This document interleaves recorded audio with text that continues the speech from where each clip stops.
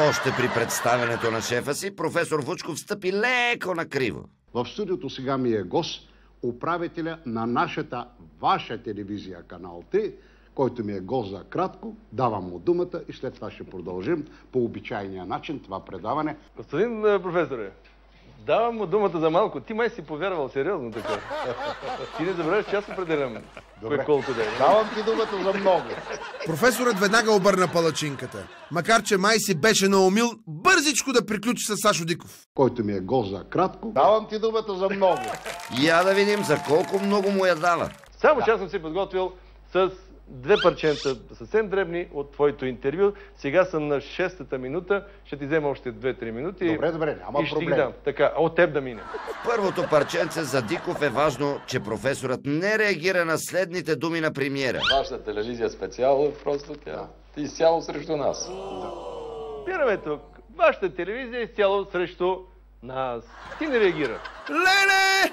Хванаха професора в издънк! Това е нищо, бе, Геро. Сашо Диков работи с доказателства. Ето следващото. Отиваме до финала, професоре, на знаменития ви разговор. Дайте финала. А може ли собствениците на телевизията да изгонят сега от телевизията заради това интервю с мен? Благодаря. Ще ма вземат другаде. Тези думи на професор Вучков особено много жегнаха програмния директор Диков. Какво излиза, че ти, бореца неустрашимия, човека, който не му дреме от нищо, включително от Бойко, Първановци и така нататък, ти дори против волята на собствениците си поканил Бойко Борисов, който се е оплашил, извинявам се, притеснил, че могат да те изгонят заради неговата покана. И така излиза. Не излиза така. Напротив, точно така излиза. Виж какво, Сашо, трябва да имаме чувство за хумор. Уви, Сашо днес си е забравил чувството за хумор вкъщи. Първия път ти прощавам някакси, че си затрае. Добре. Защото това е напрежение, бе. Добре. Това е напрежение, бе. Абе, никой от вас не може да издържи 2 часа, бе. Окей. Да. Ами прав е професора. То е напрежение, то е чудо. Защото това е напрежение, бе. Добре. Това е напрежение, бе. Абе, никой от вас не може да издържи 2 часа, бе. Но оправданията на професора не трогнаха сърцето Диково и той продължи да критикува. Професора, в случая те предотвраща да си Не свалиш ме е ореола на дострашал, дисидентския ореол пред Бойко Борисов, което леко... Не ме е дострашал. Леко. От така, нищо не се страхува професор Вучков. Абе, от нищо, ама не посмя да прекъсне конското на програмния си директор. Ако не му беше шеф, щеше да го остави да му изяде половината времена и нрави, ама друг път. Не ме е дострашал. Леко. От така, нищо не се страхува професор Вучков. Ти май си повярвал сериозно така. Здравейте, драги зрители на Канал 3, здравейте безброй почитатели на предаването Времена и нрави.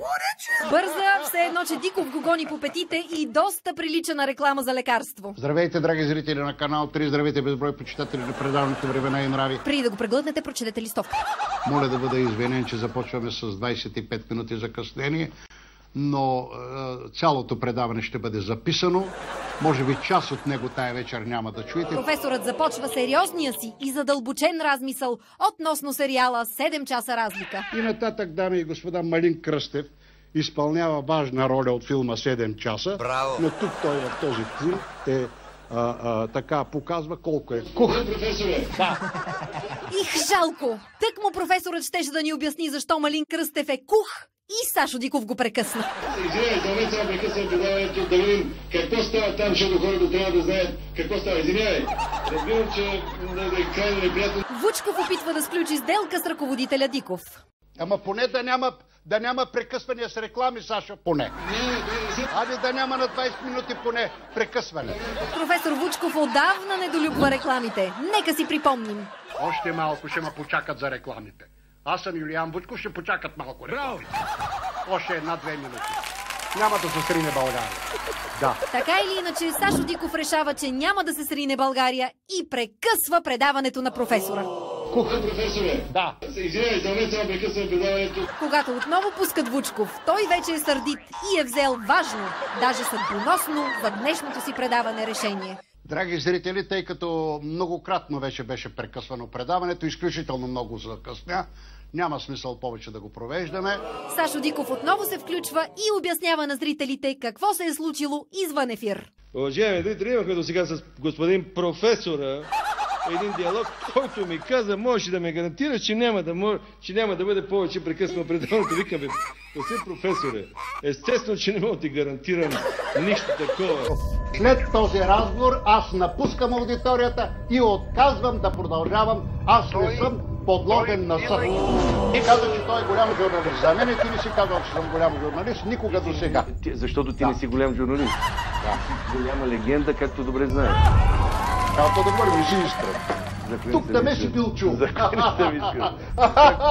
Днес ще разберем как ще завърши тази мелодрама. Приключваме. Дано да не си се разсърдил. Не, разсърдил съм се, но няма значение. Си помисля тук нататък да ще работим заедно. Сериозна закана от страна на професора. Да, вече трети скандал с тебе. Много ми дойде. За какъв скандал говорим? Моля ти са ти трети път тук ме извикваш на съд. Аз не приемам твоите обвинения. Аз имам огромни заслуги за развитието на телевизионното дело в България. И докато Юлян Вучков се самовъзхваляваше, очите на Сашо Диков бяха в микрофона. Моля ти се, като ставаш, да не скъсаш микрофона, че ме жал за микрофона. Господин професора е един железен, както те базикат в господарен ефира. Железен си професор. Железен си.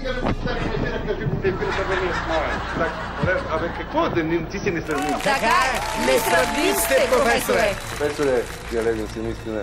Колко пъти ти показва това железен съм, железен съм, наистина си железен. Сега вече професора ще го е страх да мине покрай някой пункт за изкупуване на старо желязо.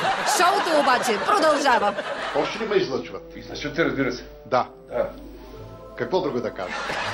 И да не кажете нищо, на нас ни е приятно да си ви гледкаме. Професоре, последно ти знаеш, че аз жестоко ти завиждам, нали знаеш? За жените. Че за какво друго? За жените. Знаеш си. Верно. А за какво? Кажи ми как за това. Да. Кажи ми как го правиш до сега да няма... И не стига, че е железен, а и магнетичен. Да няма нито една жена в ефир нещо да те е наплюла. Всички ти се възхищат. Срещат се и някои, които умират от възхищение. Мама кефи с бесъвка съм. Ще можете ли да се ги изкарате да видим колко избръчкам? Ще може ли да престанете с това предаване, защото учите дядо ми само на глупости. Не става нищо от вас. Нищо не става от вас, професор Вучков. Хубави зъбки, зайко. Искам да ви бръкна фронта ви. Да чуем обаче причината за този успех сред жените. Защо жените никога не ме нападат? Защото през прехода се оказа, че българките са много по-мъдри, много по-обективни и много по-почтенни в преценките си, отколкото нашето скапано мъжко съсловие. Ето така се говори за дами, а не така. Тази жена е мъртво пияна. Просто е мъртва. Може ли друга жена? Тя си е разчекнала устата като ханджийска порта. Като ханджийска порта си е разчекнала устата. А предполагам, че си е разчекнала и двата крака. Много се е наляла тая жена, бе. Но то е страшно нещо. Тя бетер от бъчва. Още една пияница. С мъжки глас. Жената мъж. Така. Това е една категория такива истерични момичета. Трябва да ви кажа, че те са по-големи олигофрени от момчетата даже. Мерси! То разгащено, то едно, извинявайте, поведение на типични пачаври, които само оная работа, дет не са си показали по улиците. Остава да си сложат царевичен кочан в половите органи. Много хубав разговор, ама крайно време да сложим точка. Благодаря, професоре. Блестящо, епохално, гениално, велико. Както ти кажа. Дайте, тук трябва да мръднем малко, защото тук малко е конфигурацията специална. Каква тайна врата? Такава нямат и в ЦРУ. Ама това го има само във филмите, Мария. Във филмите. Айде, уважаеми зрители, така е при нас.